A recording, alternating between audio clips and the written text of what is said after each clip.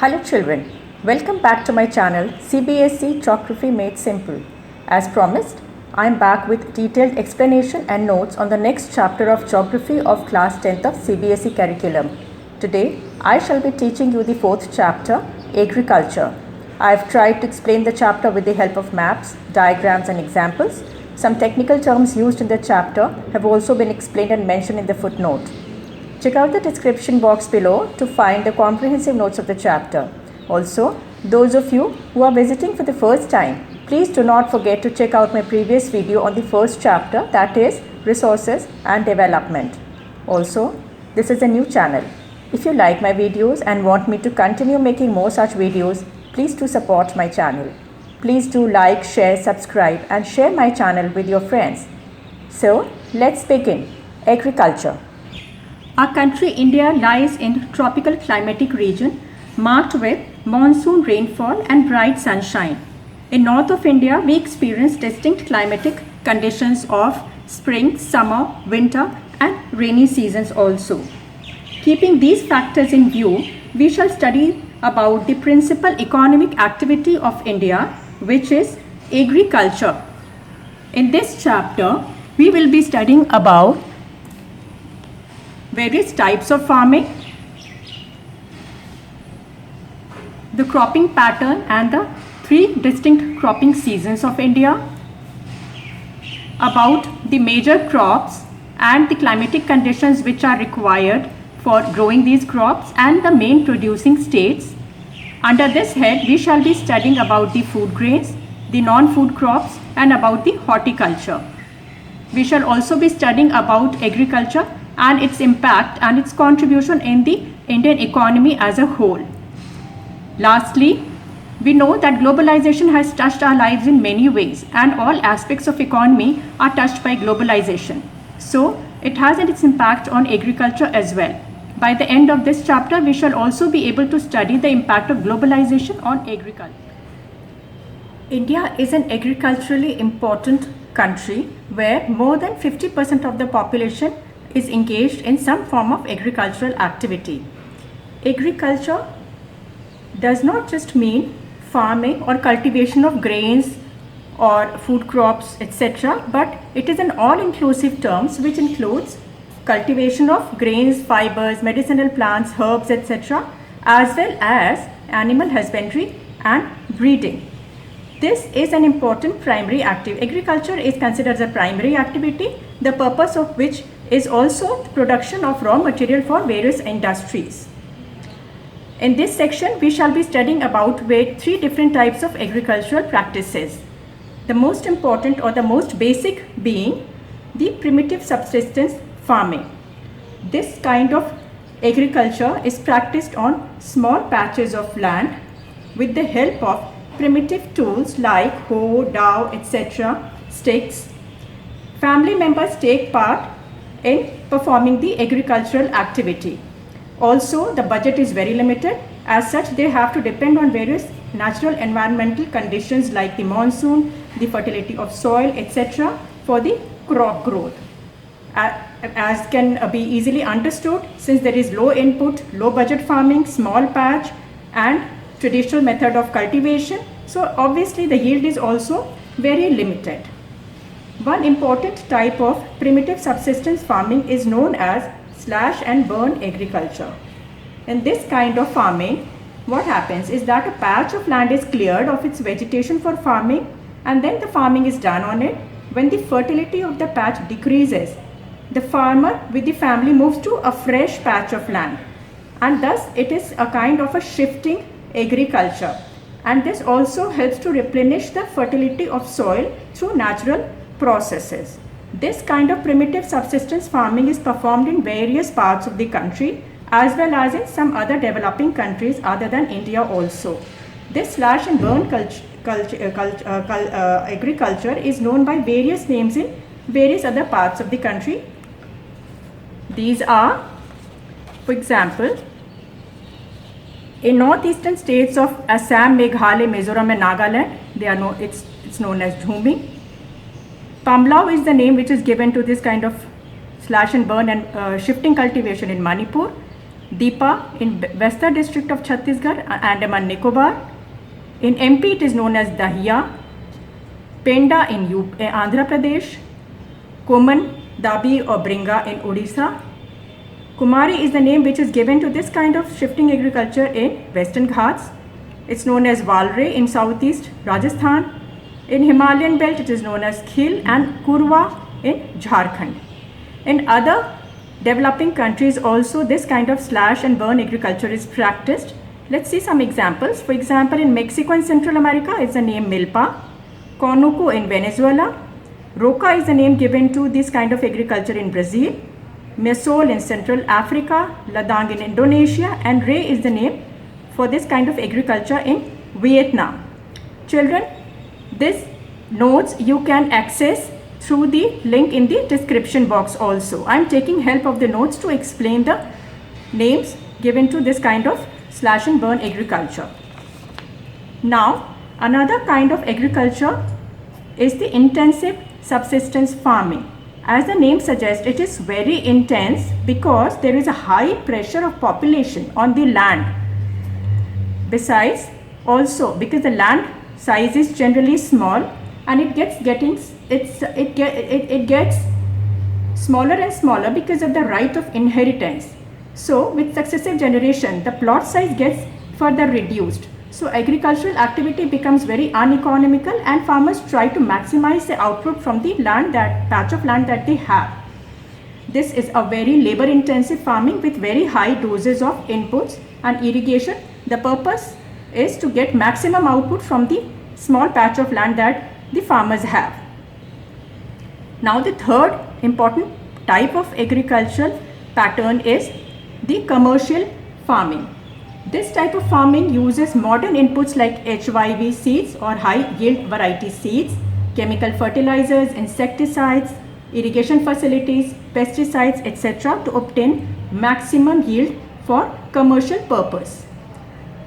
And an important feature of commercial farming is monoculture. Monoculture means growing just one crop over a large patch of land with the help of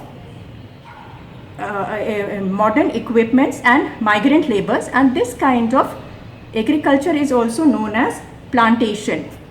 The main purpose of commercial farming is to provide raw material to the industries, and as such it is very important that commercial farming always keeps in mind the well-developed transport and communication network, and the market plays a very important role in development of the plantation.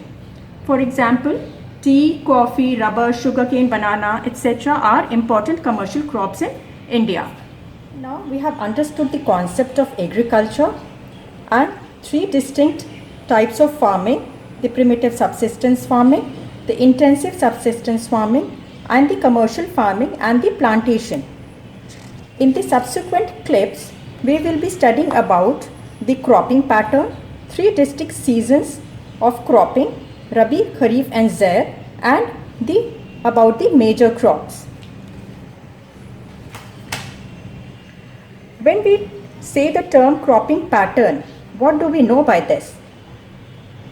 By cropping pattern, we imply a particular plan or a pattern in which crops or a mix of crops are sown, keeping in view the availability of the required resources such as the irrigation facility, the seeds, the insecticide and pesticides, the any other requirement for harvesting, etc., with the purpose to obtain maximum yield.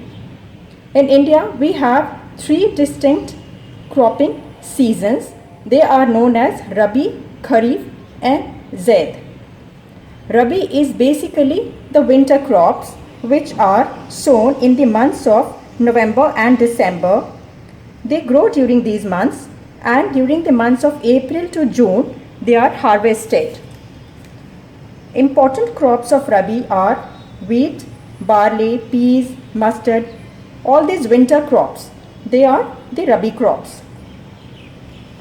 And the states where the Rabi crops mainly are grown are mostly the states in the north and northwestern of India, which are mainly Punjab, Haryana, UP, Jammu and Kashmir, Himachal, Rajasthan, Uttarakhand. These are the states where mainly Rabi crops are grown.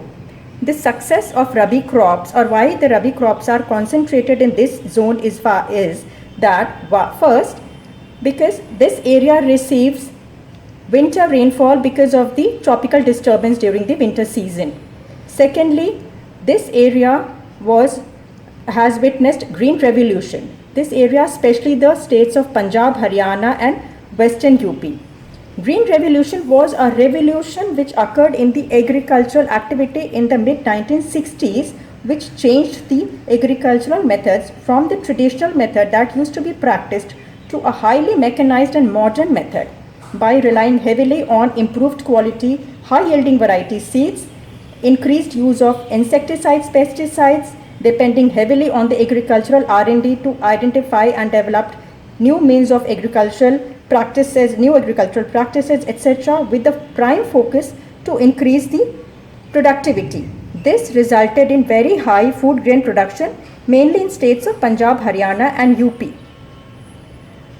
Okay, now the next cropping season is Kharif. Kharif is mainly the summer crops, which are mainly sown during the monsoon seasons.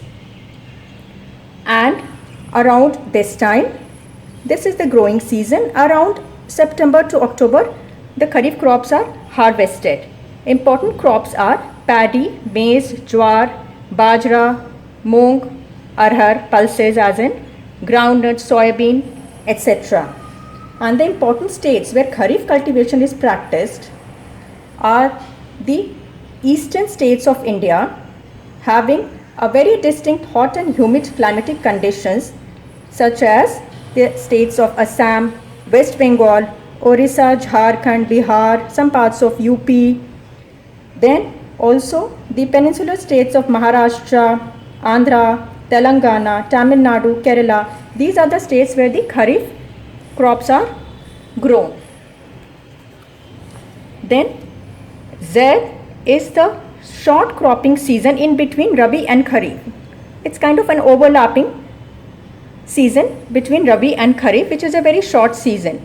During this season, mostly fruits like watermelon, muskmelon, cucumber, vegetables, etc. are grown. So you must have witnessed an abundance of supply of watermelon and muskmelon during the seasons of April, May, June.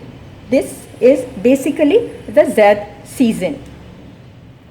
Now let's study about the major crops of India, the climatic conditions which are required for growing them, and the important producing states. We will start with the most important crop in India, which is rice. Rice is a Kharif crop and it grows in areas of high humidity and temperature. The temperature should be above 25 degrees Celsius. Humidity should also be high with annual rainfall above 100 centimeters. Rice is also grown in areas with little less rainfall but with the help of irrigation. Important regions where rice is grown is the plains of North and Northeast India, the coastal areas and the deltaic region, because the climatic conditions and the availability of precipitation or irrigation facility support the cultivation of rice in these areas. The most important producer states of rice are Assam, West Bengal, Orissa, Bihar, parts of UP, then some parts of states of Maharashtra, Andhra Pradesh, Telangana, etc. With the irrigation facility, it is now possible to grow very good quality rice in states of Punjab, Haryana, parts of Western UP and also Rajasthan. India is the second largest producer of rice after China. The next most important crop of India is wheat, which is a Rabi crop. Wheat requires cool growing season with bright sunshine during ripening. Annual rainfall required for growing of wheat is 50 to 75 centimeters of rainfall, which should be evenly distributed during the growing season. The important region for wheat growing in India are the Ganga Satluj plain in India and also the black soil area of Deccan Plateau. And the states which are known for growing wheat are Punjab, Haryana and Rajasthan, Western UP and some parts of Madhya Pradesh. This is the second most important cereal crop of India. The next set of crops that we will be studying about consists of millet, maize and pulses. Jowar, bajra and ragi are important millet crops in India. They are also known as coarse grains. They are packed with nutritional value such as ragi has high iron calcium content. Jowar is the third most important food crop of India. As regards the climatic condition, jowar grows in the moist and rain-fed areas. Bajra grows in the sandy and shallow black soil area. Ragi is a crop of dry region and it grows very well in the red soil, sandy or black loamy soils also. The main producing states of these crops are for jowar, the states of Karnataka, Andhra, Madhya Pradesh and Maharashtra. This pocket of the peninsular India consisting of the four states of Karnataka, Andhra, Madhya Pradesh and Maharashtra, they are known for growing jowar. The code word to remember the states growing jowar is KAMM.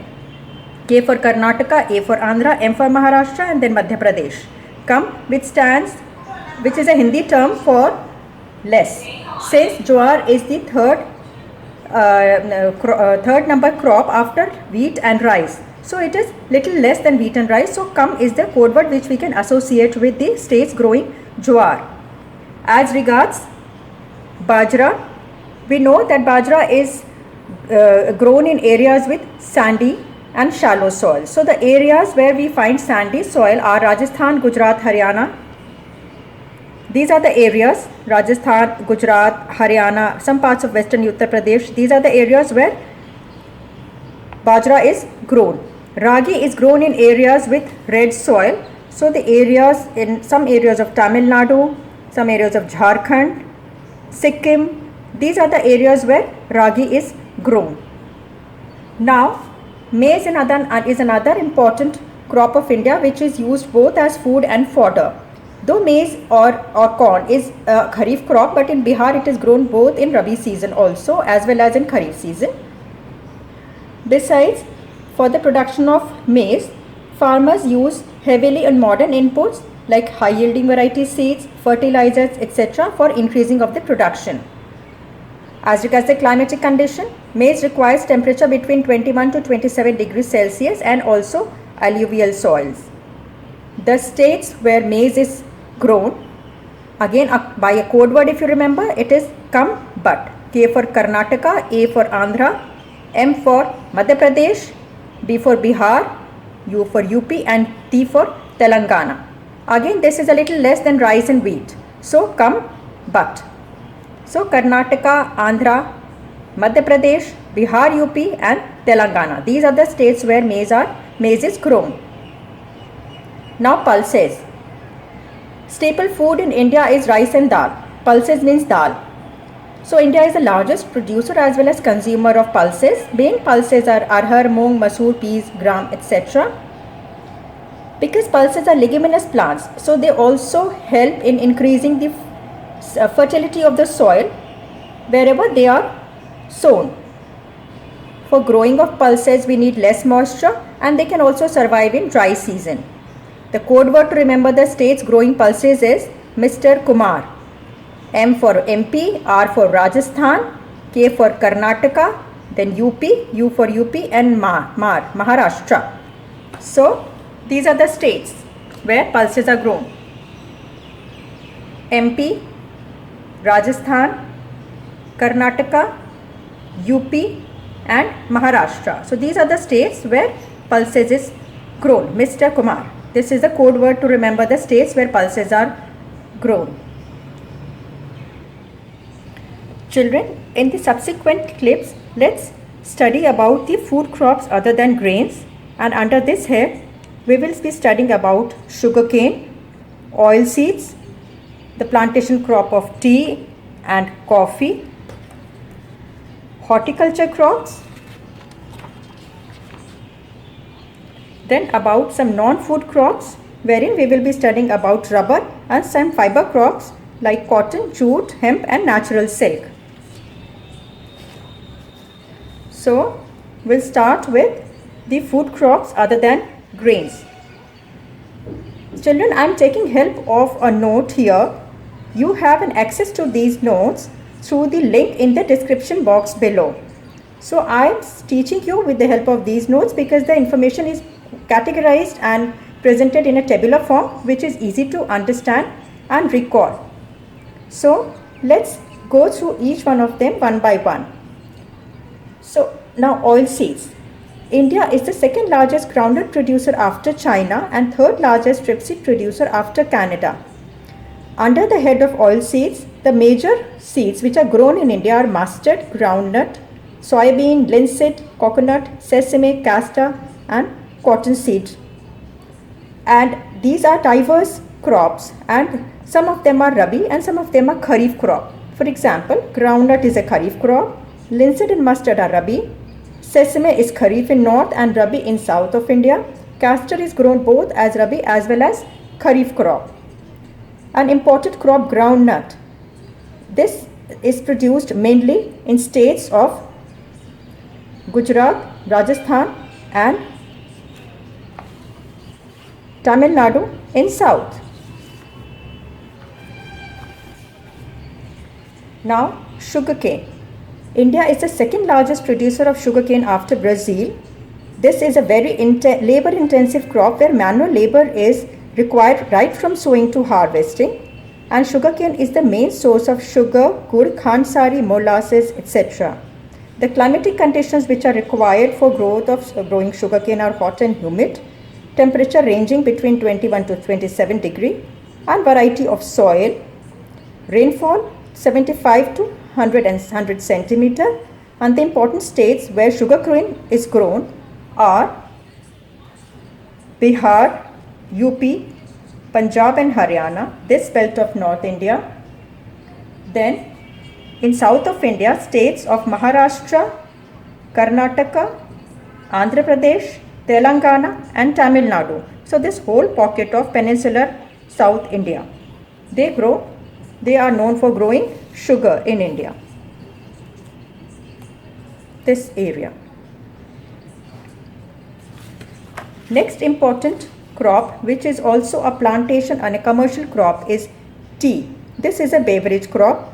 Again, this is also quite a labor intensive industry which requires cheap abundant labor, skilled and both unskilled semi-skilled labor. Also, proximity to market and well developed transport communication system is very important in tea industry because the soft leaves of tea is processed within the estate only to retain the freshness, and then they are packed and transported to the market. India is the second largest tea producer after China. The climatic conditions required for growing tea is that it grows in tropical subtropical climate with deep fertile soil, gentle slope, soil should be rich in humus and organic matter. Also warm and moist frost free climate throughout the year very is important for tea. Frequent showers evenly distributed throughout the year ensures continuous growth of tender leaves. And the important tea growing areas in India are the hilly areas of Assam and also West Bengal, Jalpaiguri and Darjeeling hills of West Bengal. Then this hilly areas of Tamil Nadu, Kerala and Andhra Pradesh. Coffee is another commercial crop. In India, the Yemen quality coffee is grown. Arabica quality, which was brought from Yemen, is grown. The initial cultivation was in Baba Budan Hills, but later today it is also grown in the Nilgiri Hills of Karnataka, Kerala and Tamil Nadu. So this area, coffee is grown in these areas of India. The horticulture crops. India is the second largest producer of fruits and vegetables after China. India produces both tropical as well as temperate fruits, and approximately 13% of the world's vegetables are grown in India. Some important fruits and the important producing states are mango, Maharashtra mango, Alfonso mangoes of Maharashtra, Dashari mangoes of UP, then Langda mangoes of West Bengal and Bihar, they are quite famous. We have also heard of oranges, juicy ones from Nagpur and Cherrapunji. Kerala, Tamil Nadu, Meghalaya, Mizoram, they are known for growing good quality banana. Then again, UP and Bihar are famous for producing lychee and guava. Pineapple of very good quality is grown in Meghalaya. For grapes, states of Andhra Pradesh, Telangana and Maharashtra are quite known. Apples, pears, apricots, walnuts, etc. they are grown in the hilly region of Himalayas in states of J&K and Himachal Pradesh.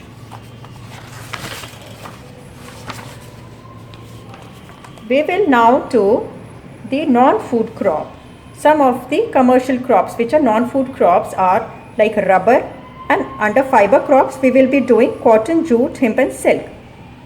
Rubber is an equatorial crop, but it also grows in the tropical and subtropical areas under special conditions.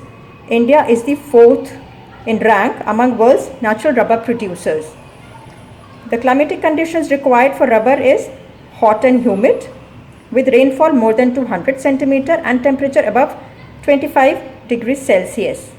Important states producing rubber are Kerala.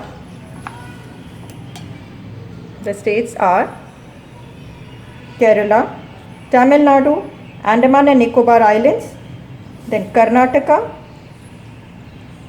and hills of Meghalaya, this area. Among the fiber crops, cotton, jute, hemp and silk are the 4 major fiber crops which are grown in India.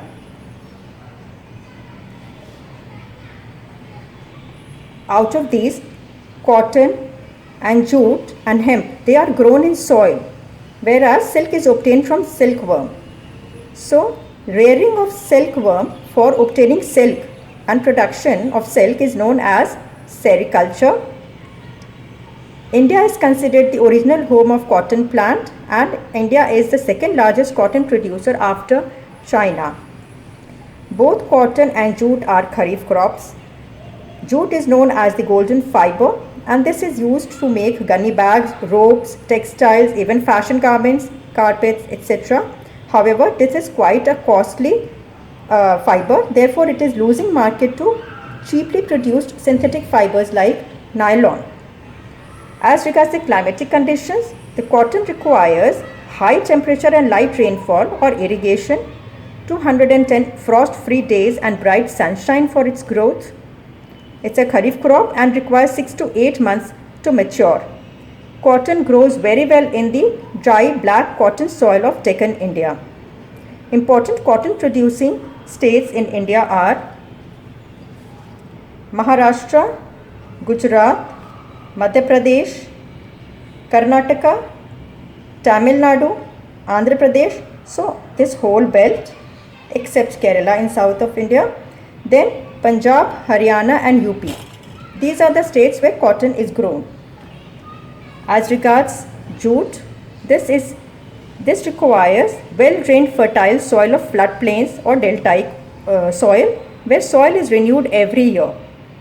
Jute is grown in abundance in well-drained fertile soil of West Bengal, Assam, parts of Bihar, Orissa and some parts of Meghalaya. This brings us to the last leg of the chapter, wherein we will be doing the technological and institutional reforms, contribution of agriculture to the national economy, and the impact of globalization on agriculture. India has always been an agricultural important country, wherein more than 60% of the population have been involved in the agriculture, some form of agricultural activity. In spite of that, the yield has been quite poor because the methods used for agriculture have been quite primitive and basic. Also, the dependence on the technological or institutional methods were very less. This resulted in low yield. This necessitated the revamping of the entire agricultural method, and the reforms became mandatory so that the yields could be improved. As such, various technological and institutional improvements and modernization took place. Government has taken various measures for institutional support to the agricultural activity, such as the land reform measures were taken, and this was a major focus of the first 5-year plan, which paved the way for collectivization, consolidation of holding, abolition of zamindari, etc., to repair the damages caused by the right of inheritance which fragmented the land holdings. The purpose was to consolidate lands into bigger plots so that mechanized and improved and modernized farming could be practiced for better yield. Then, government also undertook projects of Green Revolution and White Revolution. Green Revolution commenced in India in mid-1960s, which changed the agricultural method from traditional to modern by relying on research and development, mechanized farming, use of high-yielding variety seeds, insecticides and pesticides, improvement in the various irrigation facilities, etc. Green Revolution resulted in very good improvement in the agricultural productivity in the states of Punjab, Haryana and UP. On the other hand, Operation Flood or White Revolution was launched in India in 1970. This was the world's largest dairy development program, which transformed India from a milk deficient country to the world's largest milk producer. Also, the banking and the loan facilities like the cooperative societies, Kisan credit card, etc., were also started by the government to take care of the financial requirements of the agriculture. Various insurance schemes were started to provide an insurance coverage for any kind of against any kind of natural calamities. Personal accident insurance scheme, etc., were also initiated. Government also announced minimum support price, remunerative and procurement prices, etc., for important crops to check any exploitation of the farmers by the middlemen and speculators. Also, government made concerted efforts in the field of R&D, development of horticulture, animal husbandry, and even the Indian Council of Agricultural Research, ICAR, was also set up by the government. As a result of this institutional support and Green and White Revolution, there were investments even in the technological aspect of the farming, because of which mechanized farming started being practiced across various segments. This resulted in use of high-yielding variety seeds, improvement in the irrigation facility by use of drip and sprinklers, tillers and tractors were started being used, use of insecticides and pesticides, and also chemical and biofertilizers, etc. Technological and institutional reforms have resulted in improvement in the agricultural production throughout the country. Agriculture constitutes the backbone of Indian economy. However, it has been observed that the share of agriculture in the GDP, gross domestic product of India, is showing a declining trend. There are various reasons for this trend. The farmers of India have to face international competition. Also, subsidy on fertilizers is decreasing. This leads to increase in the cost of production. Also, there is reduction in import duties, which results in the imported produce ending up being more cheaper and reasonably priced than the local produce. Thus, the farmers are withdrawing investment from agricultural sector. This results into downfall of employment opportunities in agriculture. This downward trend is quite an alarming situation because it has its implication on other spheres of economy and overall society. Also, just to offset this negativity, various efforts are being taken by the government of India, and the government is now making organized efforts towards the modernization of agriculture. Investments are being done in research and development. ICAR, Indian Council of Agricultural Research, has been set up. Agriculture universities, veterinary services, animal breeding centers, etc. are also being set up. Development is being done in the field of weather forecasting, etc. for the purpose of agricultural development. Impact of globalization on Indian agriculture. The globalization is not a new phenomena. When we study history, we see that there are examples of export of Indian spices by the European traders in the 19th century. Also, during the colonial era and British rule, Indian cotton was exported, which was a very good quality cotton. It used to be exported to support the textile industry in Liverpool and Manchester in England. The farmers in Champaran were forced to grow indigo just to support the textile industry in Britain. As regards the modern India globalization, which was a phenomenon of 1990s, the farmers were exposed to international competition and global competition.